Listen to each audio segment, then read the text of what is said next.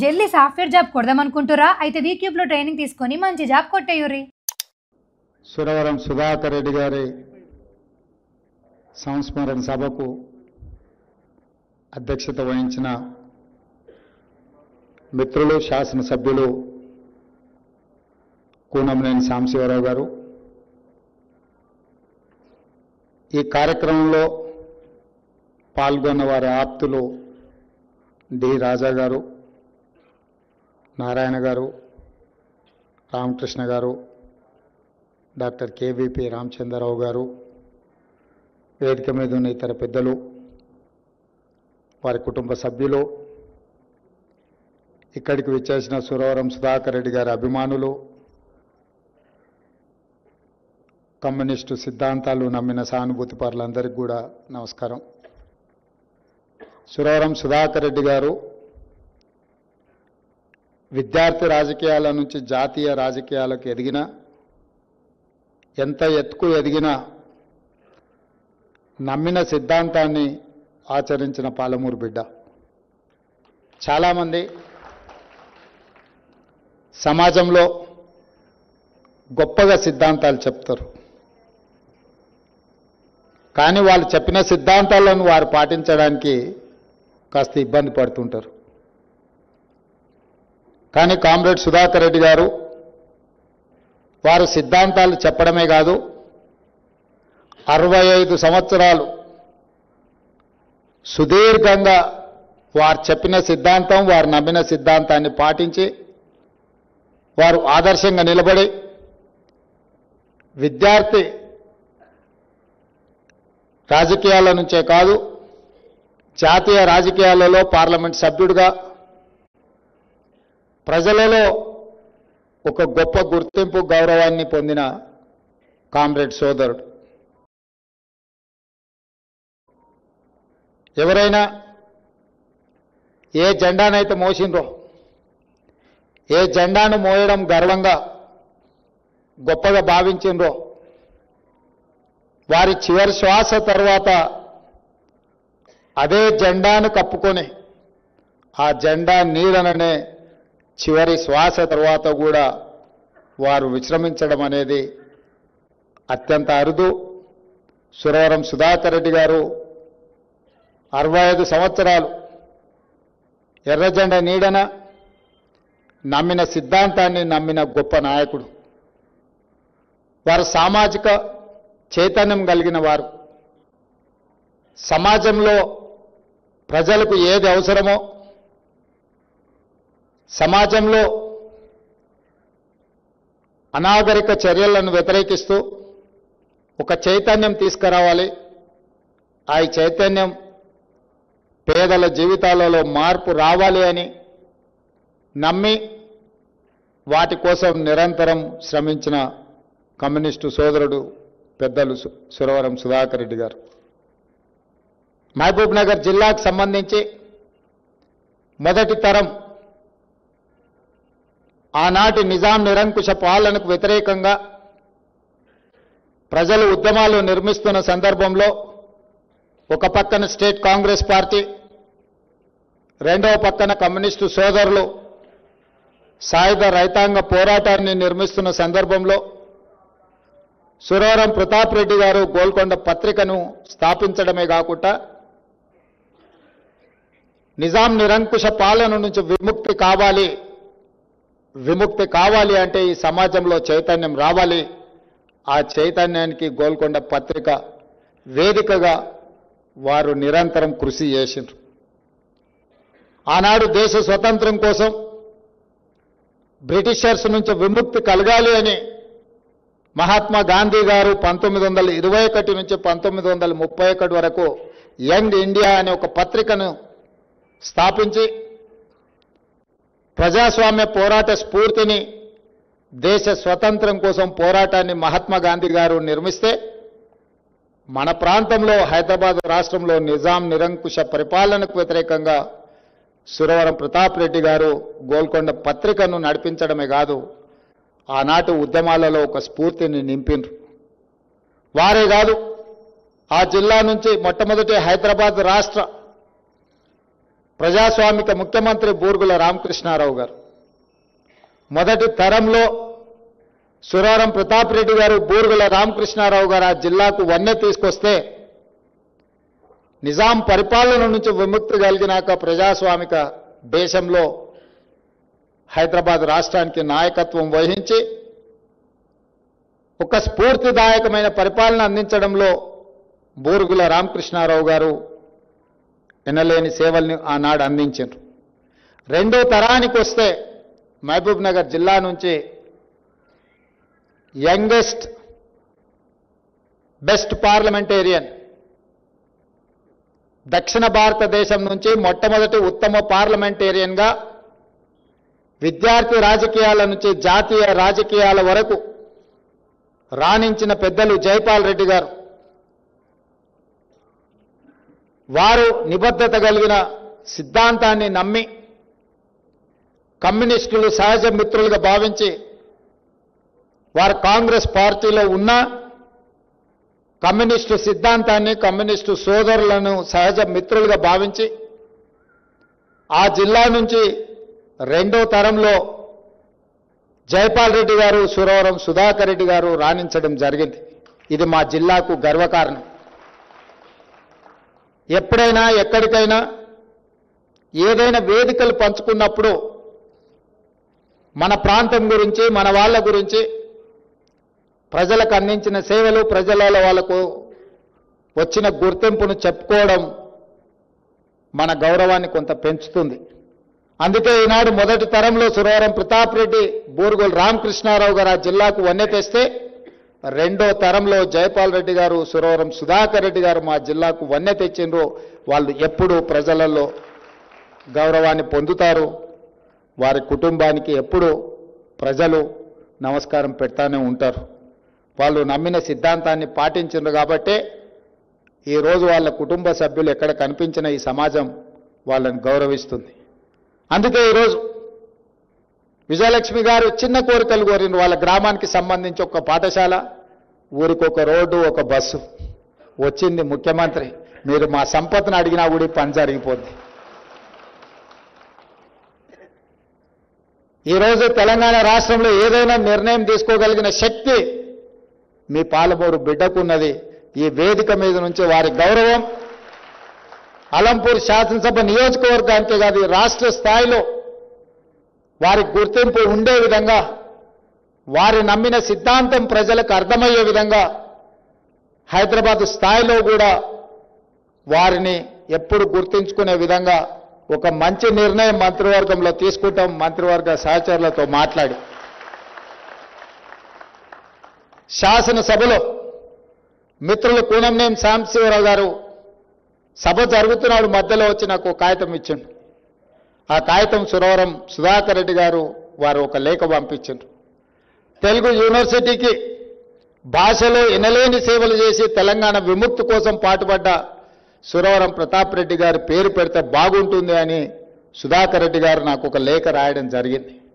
ఆ లేఖ చదివిన 10 నిమిషాల్లోనే అదే శాసనసభలో నిలబడి పెద్దలు సుధాకర్ రెడ్డి గారి సూచనను మా మంత్రివర్గం, మా ప్రభుత్వం తప్పకుండా తీసుకుంటుందని చెప్పి అక్కడికక్కడ శాసనసభలో తెలుగు యూనివర్సిటీకి సురవరం ప్రతాప్ రెడ్డి గారిని ప్రకటించడమే కాదు, ఈనాడు తెలుగు యూనివర్సిటీకి సురవరం ప్రతాప్ రెడ్డి గారి పేరు పెట్టి మంత్రివర్గంలో నిర్ణయం తీసుకొని ఈరోజు తెలంగాణలో ఉన్న తెలుగు యూనివర్సిటీకి సురవరం ప్రతాప్ రెడ్డి గారి పేరు పెట్టుకోవడం జరిగింది అని చెప్పి ఈ సందర్భంగా గుర్తు చేస్తున్నాను. ప్రజలు ఎన్నుకున్న ముఖ్యమంత్రిగా ప్రజల చేత గౌరవింపబడే వ్యక్తుల యొక్క పేర్లు, వాళ్ళ చిరునామాలు శాశ్వతంగా ఈ తెలంగాణలో ఉండాలి. అందుకే కోటి ఉమెన్స్ కాలేజ్ యూనివర్సిటీగా మారితే ఆ మహిళా యూనివర్సిటీకి వీరనారి చాకలి ఐలమ్మ పేరు పెట్టడం ద్వారా ఈ తెలంగాణలో పోరాట స్ఫూర్తికి గౌరవం ఉంటుంది అని చెప్పి తెలుగు యూనివర్సిటీకి వీరనారి చాకలి ఐలమ్మ పేరు మా ప్రభుత్వం పెట్టింది. ఇదే కాదు, Indian institute of handloom technology ఒక నూతన సంస్థను కేంద్ర ప్రభుత్వం నుంచి సాధించుకొని దానికి కొండా లక్ష్మణ్ బాపూజీ గారి పేరు పెట్టి ఆనాడు మొదటి తెలంగాణ ఉద్యమంలో తెలంగాణ కోసం పదవీ త్యాగం చేసి స్ఫూర్తిగా నిలబడ్డ కొండా లక్ష్మణ్ బాపూజీ గారి పేరును ఇండియన్ ఇన్స్టిట్యూట్ ఆఫ్ హ్యాండ్లూమ్ టెక్నాలజీకి ఈరోజు మనం పెట్టుకోవడం జరిగింది. వీళ్ళందరి పేర్లు పెట్టుకోవడమే కాదు, ట్యాంక్ బండ్ మీద సర్దార్ సర్వాయి పాపన్న గౌడ్ యొక్క విగ్రహాన్ని ఈరోజు ప్రారంభించుకున్నాము అనంటే ఆనాడు సామాజిక చైతన్యం తీసుకొచ్చి బహుజనుల యొక్క ప్రభుత్వాన్ని పాలనను అందించి గోల్కొండ కోట మీద నుంచి పరిపాలన సాగించిన సర్దార్ సర్వాయి పాపన్న గౌడ్ విగ్రహాన్ని అక్కడ సెక్రటేరియట్ ముందలో మనము మొన్ననే నిర్ణయం తీసుకున్నాం. ఎందుకంటే తెలంగాణ ప్రాంతంలో వీళ్ళందరూ స్ఫూర్తి కావాలి, వీరి స్ఫూర్తి శాశ్వతంగా ఉండాలి. ఈనాడు సిద్ధాంతాలను మర్చిపోయి కేవలం అధికారం కోసమే, అధికారం ఉంటేనే రాజకీయం, 5 సంవత్సరాలు కూడా ప్రతిపక్షంలో ఉండలేమని ఆలోచన చేస్తున్న సందర్భంలో కమ్యూనిస్టులు అంటేనే ప్రతిపక్షం. ఎవరు అధికారంలో ఉంటే వాళ్ళు ప్రజలకు వ్యతిరేకంగా పనిచేస్తే వాళ్ళు దించడమే లక్ష్యంగా పెట్టుకొని పనిచేసిన కమ్యూనిస్టు సోదరులు శాశ్వతంగా ప్రజలలో ప్రతిపక్షంలో ఉండడానికి వాళ్ళు ఎన్నోసార్లు ఇష్టపడ్డారు. అధికారంలో ఉంటే పరిమితమైన పనులే చేయొచ్చు, కానీ ప్రతిపక్షంలో ఉంటే ప్రజలు కోరుకున్న ప్రతి పని కోసం కొట్లాడొచ్చు. చాలా వరకు దిగిపోయిన ప్రభుత్వాలు నేను అన్నిటిని గమనించిన, రాష్ట్ర స్థాయిలో జాతీయ స్థాయిలో ఏ ప్రభుత్వం దిగిపోయినా దిగిపోవడానికి కారణం కమ్యూనిస్టు సోదరులే అని నేను బలంగా విశ్వసిస్తున్నా. మొన్న దిగిపోయిన ప్రభుత్వంలో కూడా అధికారంలో రావడానికి కమ్యూనిస్టులు పెద్దగా సహకరించదు, కానీ ఉన్నోళ్ళని దించడానికి మాత్రం పూర్తిగా సహకరిస్తారు. మొన్న జరిగిన అధికార బదలాయింపులో కూడా ఉన్నాయనని దించడంలో మా కమ్యూనిస్టు సోదరులు సంపూర్ణంగా సహకరించారు. అందుకే వాళ్ళని సహజ మిత్రులుగా ఆలోచన చేసి ఎమ్మెల్యేగా చట్టసభలలో సమస్యల్ని లేవనెత్తాలని, శాసనమండలిలో సమస్యలని ప్రజల తరఫున ప్రస్తావించాలని, అదేవిధంగా జర్నలిస్టు సమస్యల్ని పరిష్కరించడంలో పెద్దలు శ్రీనివాసరెడ్డి గారిని బాధ్యత ఇచ్చే జర్నలిస్టు మిత్రుల యొక్క సమస్యలు పరిష్కరించడానికి బాధ్యత ఇచ్చినాం. చాలామంది జర్నలిస్టు మిత్రులు నాకున్నారు, చాలామంది వచ్చి ఆ ప్రస్తావన తీసుకొచ్చారు. నేను చెప్పిన మీకు ఇస్తే మీకు నాకే ఉపయోగపడతారా, మీరు శ్రీనివాసరెడ్డి గారికి ఇస్తే అందరు జర్నలిస్టులకు ఉపయోగపడతాడు కాబట్టి ఆ బాధ్యత వారికి అప్పచెప్పినా వారిని చేయనియండి, మళ్ళీ చూద్దాంలే అని. ఇవన్నీ నేను ఎందుకు ప్రస్తావిస్తున్నా అంటే ప్రజల యొక్క సమస్యల్ని లేవనెత్తడం అనేది ఒక పెద్ద జవాబుదారీతనం. ఈ రోజున్న పరిస్థితుల్లో ప్రజల పక్షాన మాట్లాడే వాళ్ళు తగ్గిపోయినరు, పాలక పక్షంలోనే ఉండి పరిపాలన చేస్తామనే వాళ్ళు పెరిగిపోయినరు. దీనికి కారణం కమ్యూనిస్టు సిద్ధాంతం ఇంకా పెరగాలి, ఆలోచన విధానం పరిధి విస్తరించుకోవాలి. కమ్యూనిజం అంటే లైబ్రరీలో చదువుకునే పుస్తకం కాదు, పేద ప్రజల గుండెల్లో సమస్యల పట్ల కొట్లాడే వాళ్ళ పట్ల విశ్వాసం. ఎర్ర జెండా కనిపిస్తే పేద ప్రజలకు ఒక నమ్మకం, విశ్వాసం. మిగతా జెండాలు కనిపిస్తే అధికారంలో ఉంటారు పోతారు అని ఒక ఆలోచన ఉంటుంది. అందుకే ఈరోజు మనం తీసుకునే నిర్ణయాలు ఏవైనా ప్రజలకు ఉపయోగపడే విధంగా ఉండాలి. జాతీయ స్థాయిలో జరుగుతున్న రాజకీయ పరిణామాలు మనం అందరం గమనిస్తున్నాం. 1 నేషన్ 1 ఎలక్షన్ అనేది అది 1 నేషన్ 1 ఎలక్షన్ కాదు, 1 పర్సన్ 1 పార్టీ ఎలక్షన్. ఇట్లాంటి సమయంలో సురవరం సుధాకర్ రెడ్డి గారు లాంటి నాయకులు జాతీయ స్థాయిలో ఉండింటే ఇంకా పక్కడ్బందీగా ఇండియా కూటమి రాజకీయాలు బలపడేవి.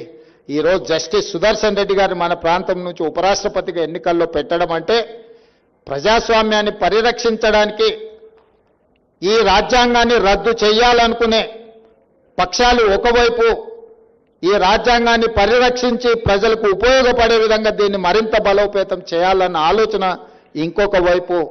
ఇలాంటి సందర్భంలో సురవరం సుధాకర్ రెడ్డి గారు లాంటి వ్యక్తులు అవసరం. అందుకే ఈరోజు జాతీయ రాజకీయాలలో సిద్ధాంతం ముసుగులో అధికారాన్ని పదిలం చేసుకోవాలని, రాజ్యాంగాన్ని మార్చాలన్న ఆలోచనే కాదు, ఈరోజు ఎన్నికల కమిషన్ను కూడా వాళ్ళ రాజకీయ పార్టీలో పొత్తులో భాగస్వాములుగా మారుస్తున్నారు. ఇది అత్యంత ప్రమాదకరం ప్రజాస్వామ్యానికి. ఎన్నికల్లో నెగ్గాలి అనంటే కాంగ్రెస్ పార్టీ కమ్యూనిస్టు సోదరులను కలిసి వచ్చే పక్షాలను కలుపుకొని ప్రజల దగ్గరికి వెళ్తాం. ఎన్నికల ముందు శ్రేణులను కదిలించే ముందు మా అనుబంధ విభాగాలను ముందలో పెడతాం. అది మహిళా కాంగ్రెస్ కావచ్చు, లేకపోతే యువజన కాంగ్రెస్ కావచ్చు, విద్యార్థి కాంగ్రెస్ కావచ్చు. కానీ ఈనాడు అధికారంలో ఉన్న పెద్దలు ఎన్నికలు వస్తున్నాయంటే మొట్టమొదట వాళ్ళ అనుబంధ విభాగాలైన ఈడీ, ఇన్కమ్ ట్యాక్స్, సిబిఐలను పంపిస్తారు. ఉన్న వాళ్ళని అందరినీ కూడా అష్టదిగ్బంధం చేయండి అని. ఆ తర్వాత ఎలక్షన్ కమిషన్ను పంపిస్తారు. వాళ్ళకు వ్యతిరేకంగా వేసే ఓట్లను తొలగించమని. ఇది అత్యంత ప్రమాదకరమైన పరిస్థితి. దేశ రాజకీయాలు ఈరోజు కొనసాగుతున్నాయి. అందుకే రాహుల్ గాంధీ గారు బీహార్లో ఓట్ చోర్ గద్దీ చోడ్ అని ఈరోజు ఒక స్లోగన్ తీసుకొని బీహార్లో వారు పాదయాత్ర ప్రజల దగ్గరికి వెళ్ళారు. ఇది ఎన్నికల్లో నెగ్గడం కోసం తాత్కాలికంగా రాజకీయ ప్రయోజనం పొందడం కాదు. ఈ దేశంలో మహారాష్ట్రలో జరిగిన పార్లమెంట్ ఎన్నికలకు, ఆ తర్వాత 4 నెలల తర్వాత జరిగిన శాసనసభ ఎన్నికల్లో 1 కోటి కొత్త ఓట్లు నమోదైనవి. ప్రజాస్వామ్య ప్రేమికులారా ఆలోచన చేయండి. 4 నెలల్లో ఒక్క రాష్ట్రంలో 1 కోటి మంది పుట్టగలరా? పుట్టినోళ్ళకు 1 కోటి ఓట్లు కొత్తగా రాగలవా? కానీ మోడీ గారి ప్రభుత్వంలో ఇది సాధ్యమైంది. ఆ 1 కోటి ఓట్లే మహారాష్ట్రలో రాష్ట్ర ప్రభుత్వాన్ని ఏర్పరచగలిగినాయి, ప్రజాస్వామ్యాన్ని పరిరహసించగలిగినాయి. అలాంటి విపరీతమైన పోకడలే ఈరోజు బీహార్లో జరుగుతున్నాయి. పార్లమెంట్ ఎన్నికల తర్వాత ఈరోజు 65 లక్షల ఓట్లు తొలగించబడ్డాయి బీహార్లో. ఓట్లు తొలగించడంతోనే ఆగదది. రేషన్ కార్డులు తొలగించడం జరగవచ్చు, లేదా వాళ్లకు అందే సంక్షేమ పథకాలు తొలగిపోవచ్చు, లేదా వాళ్ళ ఆస్తులను కూడా కొల్లగొట్టవచ్చు. ఇలాంటి విపత్కరమైన పరిస్థితుల్లో విపక్షాలన్నీ ఏకం కావాలి, ఏకతాటిపై నడవాలి. ఈరోజు జాతీయ రాజకీయాలలో కాంగ్రెస్ కమ్యూనిస్టులే కాదు, ప్రజాస్వామ్యాన్ని పరిరక్షించాలనుకున్న ప్రతి వాళ్ళు కదలాలి. మాకేం నష్టం లేదు, మాకేం కష్టం రాదు అని మౌనంగా ఉంటే ఈ ప్రజాస్వామ్యానికి ప్రమాదం ఏర్పడే పరిస్థితులు ఈ దేశంలో ఉన్నాయి. ఈ విపరీతమైన పోకడలు మన దేశానికి మంచిది కాదు. 75 సంవత్సరాలు పూర్తి చేసుకున్న ఈ ప్రజాస్వామిక దేశంలో ప్రజల యొక్క ప్రాథమిక హక్కు అయిన ఓటునే తొలగించే ప్రమాదకరమైన పరిస్థితులు వస్తున్నాయంటే మనందరం కూడా ఆలోచన చెయ్యాలి, చర్చించాలి. మనం ఎవరము మాట్లాడడం లేదు, మనం ఎవరము చైతన్యపరిచే ఆలోచన చేయడం లేదు. చేసినా పూర్తి స్థాయిలో మనం దాని పట్ల కార్యాచరణ సిద్ధం చేసుకోవడం లేదు. అందుకే ఈ వేదిక మీద నుంచి సురవరం సుధాకర్ రెడ్డి గారి సంస్మరణ సభ వేదిక మీద వారు నమ్మిన సిద్ధాంతం ప్రజాస్వామ్యం, వారు నమ్మిన సిద్ధాంతం డాక్టర్ బాబాసాహెబ్ అంబేద్కర్ గారు అందించిన రాజ్యాంగాన్ని ట్రూ స్పిరిట్తో అమలు చేయాలి అని వారి ఆలోచన. మరి వారికి మనం అర్పించే ఘనమైన నివాళి వారు పాటించిన సిద్ధాంతాన్ని ఈరోజు మనం కొనసాగించాలి. వారి జ్ఞాపకార్థంగా ప్రభుత్వం చేయవలసిన ప్రతి పని చేపడుతుంది. మంత్రివర్గంలో చర్చించి పాలమూరు బిడ్డగా నేను తప్పకుండా నిర్ణయం తీసుకుంటా. కానీ జాతీయ స్థాయిలో జరగబోయే రాజకీయ పరిణామాలు, విపరీతమైన పోకడలను నిలువరించడానికి మనందరం కలిసికట్టుగా పనిచేయాలి. ఆ పోరాటంలో రాహుల్ గాంధీ గారు ఏదైతే నిర్ణయం తీసుకొని ముందుకు వెళ్తుండ్రో మీరందరూ కూడా అండగా నిలబడాలని ఈ వేదిక మీద నుంచి విజ్ఞప్తి చేస్తూ మీ అందరి దగ్గర సెలవు తీసుకుంటున్న కామ్రేడ్ మిత్రులారా.